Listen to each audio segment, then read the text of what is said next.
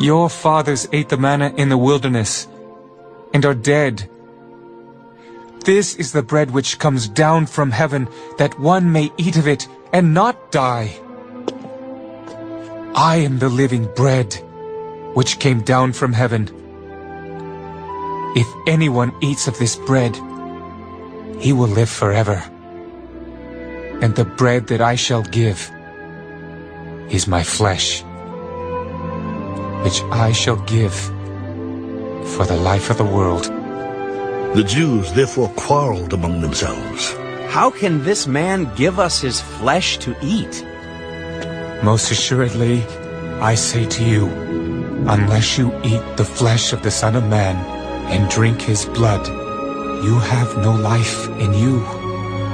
Whoever eats my flesh and drinks my blood has eternal life, and I will raise him up at the last day.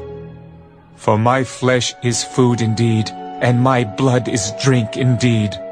He who eats my flesh and drinks my blood abides in me, and I in him. As the living Father sent me, and I live because of the Father, so he who feeds on me will live because of me. This is the bread which came down from heaven, not as your fathers ate the manna and are dead. He who eats this bread will live forever. These things he said in the synagogue as he taught in Capernaum. Therefore many of his disciples, when they heard this, said, This is a hard saying.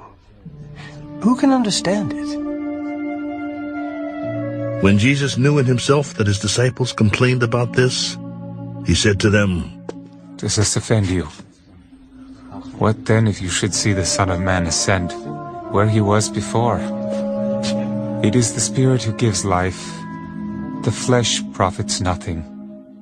The words that I speak to you are spirit, and they are life. But there are some of you who do not believe. For Jesus knew from the beginning who they were who did not believe and who would betray him. Therefore I have said to you that no one can come to me unless it has been granted to him by my Father. From that time, many of his disciples went back and walked with him no more. Then Jesus said to the 12, Do you also want to go away?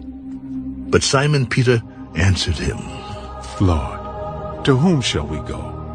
You have the words of eternal life. Also we have come to believe and know that you are the Christ, the Son of the living God.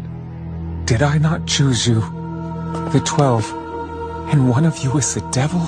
He spoke of Judas Iscariot, the son of Simon, for it was he who would betray him, being one of the 12.